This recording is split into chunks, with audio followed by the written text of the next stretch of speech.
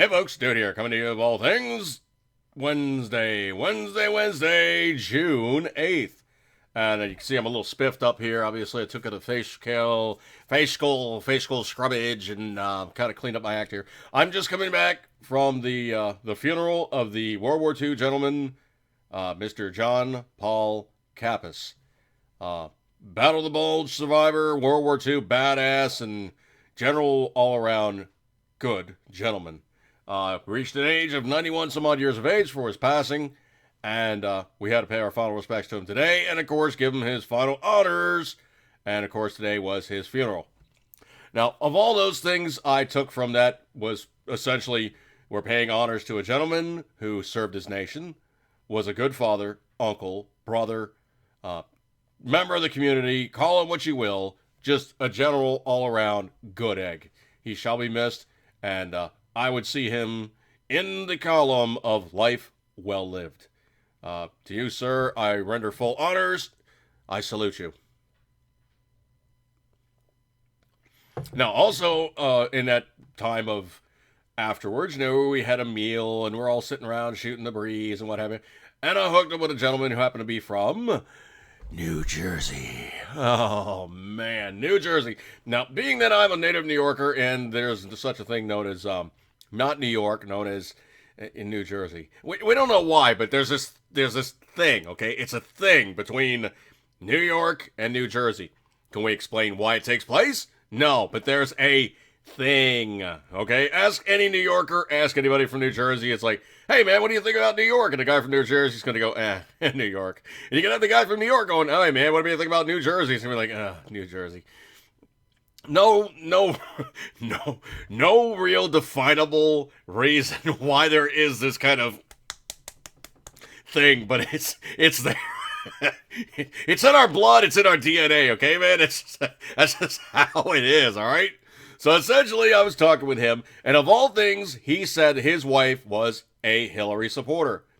That said, she is now a very unhappy Hillary supporter, and she's probably going to do something that Hillary is not counting on. She is going to not vote.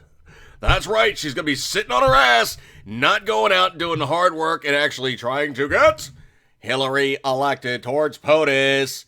Yes, she's going to try to ride on the coattails of Obama, and Obama is not a good lead-in because everybody's seeing 7+, coming into 8 years now of Obama having not even a 3% GDP growth. That is abysmal. No president in recent history has ever had their full time as elected president without showing a positive GDP of at least 3%, which is minuscule, measly, flat, not good, but it's better than where he is. Also, we have the highest unemployment rates ever seen since Jimmy Carter's days of the times of known as malaise. That's right. In his time, it was known as malaise. Malaise being a member of suck. That's right. When you were part of the working class under, Jimmy Carter, your life was not good. Of all those things, though, I took from him is he kept mentioning Trump is saying the right things. Trump seems to be a real person. Trump is not a politician. That's it in its nutshell, and its very barest essence that any part of it you could take from this is essentially Trump is not that kind of wonk that's going to screw things up and make it worse. He's going to be the guy that goes, you know what? You politicians, you idiot media types, you guys are all feeding from the same trough. You're not fixing anything, and you are part of the problem. You're not addressing any of the issues, okay? Let's just break this down plain and simple. You guys aren't fixing anything that's gone screwy because you guys are too close to the problem, and you're content to keep things as they are as long as you all stay in the game. So now he actually was making some very good points. And Let me buff my nails a second here. I was pulling out historical references, and I was doing it in a non-aggressive, neutral, very kind of almost libertarian, every man's viewpoint of things aren't good, they suck, they are part of the problem, they haven't addressed the problem, and all the guys in Washington, D.C. are professional problem makers who don't address the core issues. Trump's already taken the fight to him. And the other thing, too, is I remember that one time where Trump was doing some speech somewhere or some gathering somewhere, and he's like, oh, let me take a few questions from the media. And one guy said, Mr. Trump, he's like, not you. Let me talk to you. And literally told that one media puke, piss off. I ain't talking to you. You ain't worth the steam off my whiz. That's what needs to have happen, is these media types jumping up and down about, oh, I'm a member of the Society of News Guys. We shape society. No, asshole, you don't shape society. Your job is you walk somewhere and you go, okay, here's the news story. Here's news story. This happened, dog, blah, blah, blah, man bit, blah, blah, blah, dot, dot, dot, dot, dot. Story. Hey, today, man bit dog, dog bit man. Everybody basically bit each other. That's the news for today. Back to you, Bob. That's literally what their job is supposed to be. Not shaping society.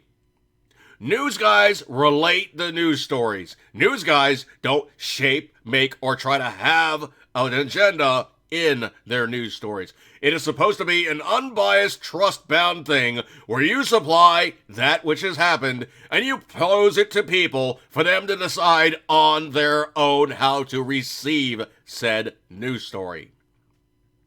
Now, of all these things I took from a guy who's from,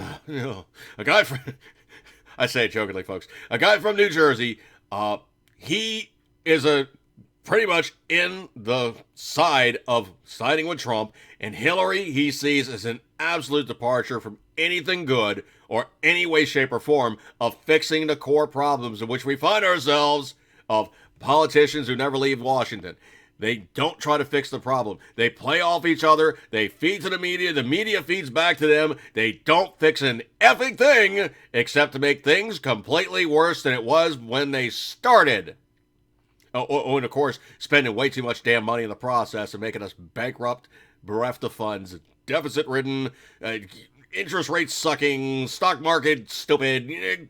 Pick anything from those columns and just simply say they are the ones who did it. They own it. R or D by their names. They made it happen. All right, folks, I'm going to break off with this one. I wish to pay credit, of course, to Mr. Kappas again, and wish him well, Godspeed, and all the rest of the good stuff like that there. If there's anybody that's going to have the straight shot, straight up the board to JC and the crew, it's Mr. Kappas. He's definitely a good egg. All right, folks, I'm going to break off with this one. Just remember, in politics, never, ever listen to what they're saying. Always see them for what they've done and are doing. That's how you judge a politician. Not by what they say. It's by what they do. See you guys.